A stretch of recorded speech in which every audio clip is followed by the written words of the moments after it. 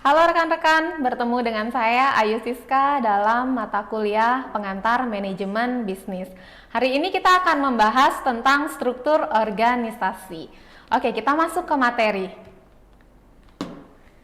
Organisasi secara etimologis berasal dari bahasa Latin yaitu organum dan bahasa Yunani yaitu organon, di mana dalam artiannya adalah alat, anggota, bagian, atau badan. Jadi dapat didefinisikan bahwa organisasi ini merupakan suatu kelompok orang di dalam suatu wadah untuk tujuan bersama. Menurut Stephen Robin, organisasi merupakan suatu kesatuan atau entiti sosial yang dikoordinasikan secara sadar dengan batasan yang relatif dapat diidentifikasi, yang bekerja atas dasar yang relatif terus-menerus untuk mencapai tujuan bersama. Itu merupakan definisi dari organisasi. Berikutnya kita akan membahas tentang konsep dasar organisasi. Konsep dasar organisasi terdapat 3 macam pendapat, yaitu yang pertama kumpulan orang, proses pembagian kerja, sistem kerja sama.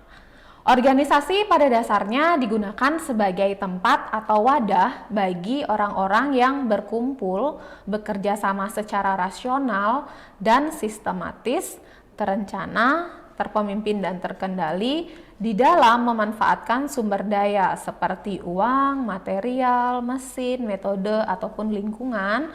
Lalu terdapat pula sarana dan prasarana, data, dan lain sebagainya yang digunakan secara efisien dan efektif untuk mencapai suatu tujuan.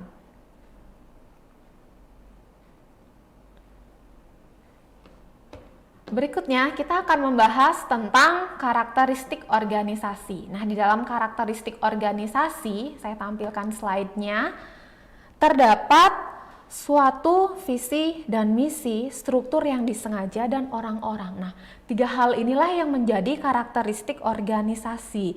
Sebuah organisasi dapat terbentuk karena dipengaruhi oleh beberapa aspek, ya, seperti yang sudah saya tampilkan di depan.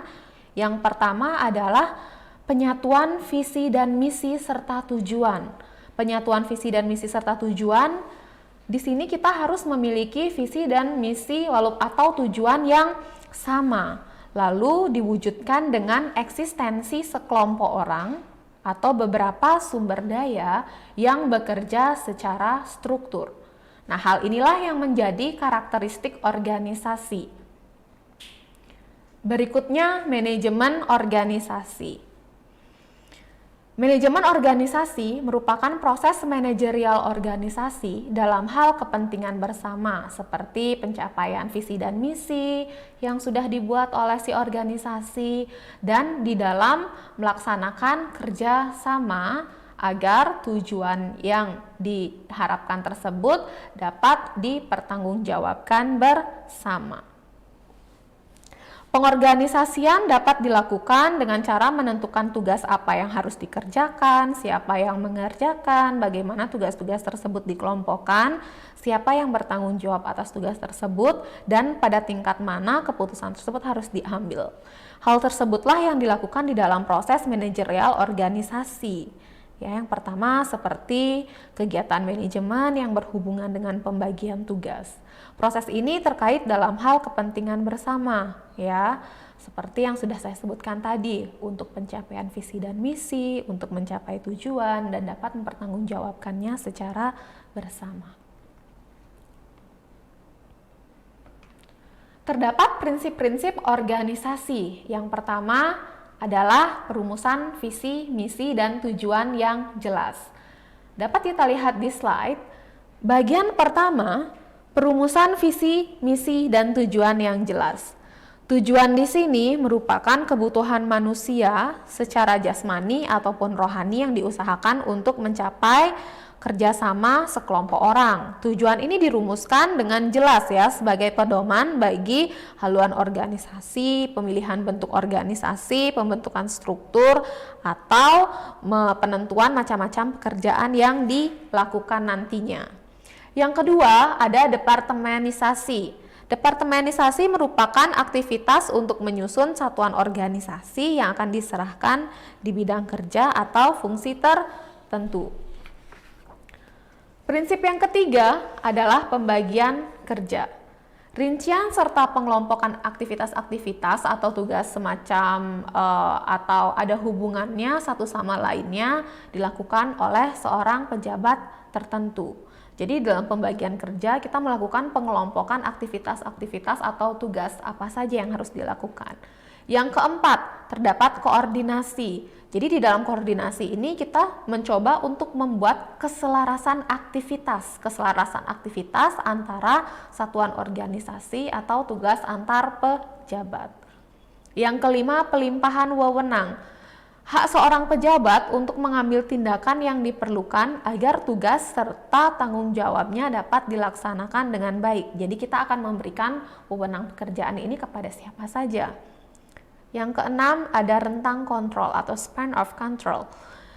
Jumlah terbanyak bawahan ini yang dapat dipimpin oleh seorang atasan. Kita harus menentukan kira-kira berapa sih jumlah bawahan yang dapat dipimpin atau seorang atasan itu kira-kira bisa handle berapa orang. Itu yang dimaksud dengan rentang kontrol. Prinsip yang ketujuh, terdapat jenjang organisasi atau hierarki.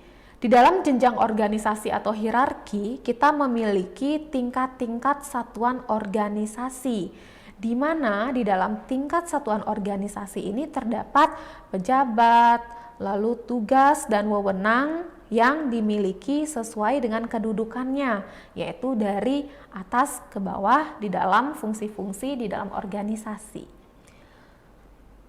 Prinsip yang kedelapan adalah kesatuan perintah. Tiap pejabat dalam organisasi hendaknya dapat diperintah atau bertanggung jawab, ya, kesatuan perintah. Jadi setiap pejabat yang ada di organisasi ini dapat bertanggung jawab kepada atasannya. Yang kesembilan, prinsip kesembilan adalah kemampuan organisasi untuk melakukan perubahan. Perubahan sebagai penyesuaian tanpa mengurangi yang namanya kelancaran aktivitas. Itu yang disebut dengan prinsip fleksibilitas. Sementara prinsip yang ke-10 adalah prinsip berkelangsungan, yaitu di dalam kemampuan organisasi untuk mempertahankan aktivitas organisasinya secara terus-menerus. Jadi tidak sampai stuck ya organisasi tersebut di dalam menjalankan aktivitasnya. Dan prinsip yang terakhir adalah prinsip keseimbangan. Di dalam organisasi hendaknya ditempatkan pada struktur organisasi sesuai dengan peranannya. Jadi sudah ada yang bertanggung jawab, setiap orang memiliki tugas dan tanggung jawabnya masing-masing, tidak ada yang terlalu berat di dalam mengambil tanggung jawab atau tidak ada sampai orang yang tidak bertanggung jawab di dalam organisasi. Jadi pembagian tugas ataupun pekerjaannya secara adil.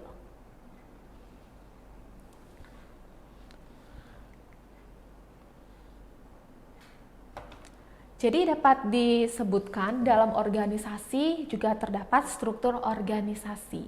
Di dalam struktur organisasi ini merupakan suatu pembagian terdiri dari atasan sampai ke lini paling bawah ya.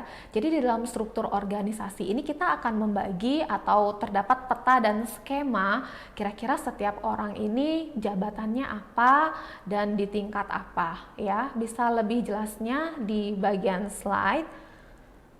Terdapat skema atau kerangka kerjasama di dalam suatu kegiatan atau proses yang terjadi di organisasi. Dari jenjang yang tertinggi yaitu direktur, di bawah direktur terdapat kepala divisi 1, misalkan divisi A, divisi B, atau divisi C. Nah itu yang disebut dengan struktur organisasi. Terdapat faktor-faktor yang mempengaruhi organisasi, yaitu faktor strategi organisasi, skala organisasi, faktor teknologi, dan faktor lingkungan. Untuk strategi organisasi, ini merupakan strategi yang dibuat untuk mencapai tujuan organisasi. Perubahan-perubahan yang terjadi pada strategi organisasi akan berdampak pula pada struktur organisasinya. Yang kedua adalah skala organisasi. Organisasi ini dapat dibedakan skalanya menurut berbagai faktor, diantaranya seperti jumlah penjualan, pangsa pasar, hingga jumlah tenaga kerja. Berikutnya faktor ketiga yaitu adalah faktor teknologi. Jadi terdapat faktor teknologi bagaimana caranya suatu produk dari sebuah organisasi bisnis ini dibuat atau bagaimana cara kerja dari teknologi-teknologi yang digunakan ini.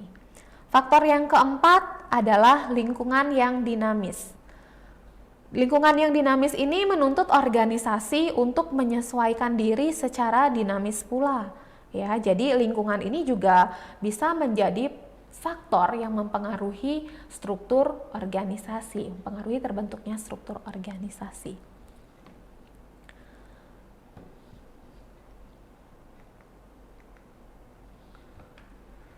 Dan materi kita yang terakhir adalah tentang bentuk organisasi. Dari definisinya, organisasi ini merupakan sekumpulan orang-orang di dalam suatu wadah dengan visi, misi, dan tujuan yang sama. Nah, ternyata organisasi tersebut juga bisa dibedakan menjadi dua bentuknya. Yang pertama adalah organisasi formal, yang kedua adalah organisasi informal. Seperti di dalam slide, bentuk organisasi yang pertama, organisasi formal. Mengapa dikatakan organisasi formal? Organisasi formal ini merupakan kumpulan dari dua orang atau lebih, di mana dua orang atau lebih ini mengikatkan diri dengan satu tujuan yang bersama. Ya, tetapi di dalam organisasi formal biasanya mereka sudah menggunakan seperti akte notaris ya. Jadi di dalam pembentukan organisasi formal biasanya mereka sudah menggunakan kuasa hukum atau mereka sudah di bawah hukum seperti pembentukan PT, pembentukan CV ataupun firma. Itu yang disebut dengan organisasi formal. Mereka sudah berbadan hukum. Lain halnya dengan organisasi informal. Jadi organisasi informal itu mungkin terbentuk dari satu atau lebih dari satu orang, lebih dari dua orang, di mana mereka berkumpul tetapi mereka melaksanakan suatu kegiatan, ya hanya melaksanakan suatu kegiatan atau suatu aktivitas di mana tujuannya belum terlalu jelas ya, atau mereka belum menyadari apa sih tujuan dari mereka melakukan perkumpulan. Nah, contohnya nih, seperti ada seorang ibu-ibu yang melakukan arisan. Ibu-ibu yang melakukan arisan, mereka fungsi dari kumpul-kumpul arisan ini apa? Ya, mungkin mereka bergosip atau seperti apa. Lalu berikutnya ada perkumpulan orang yang akan melaksanakan perkemahan. Nah, begitu pula dengan perkumpulan seperti geng-geng anak-anak, anak-anak remaja yang hanya berkumpul, ya, itu yang kita sebut sebagai organisasi informal. Oke, demikian review dari organisasi yang kita bahas hari ini. Mungkin selebihnya bisa dibaca di dalam slide dan modul yang diberikan. Sekian dari saya, terima kasih.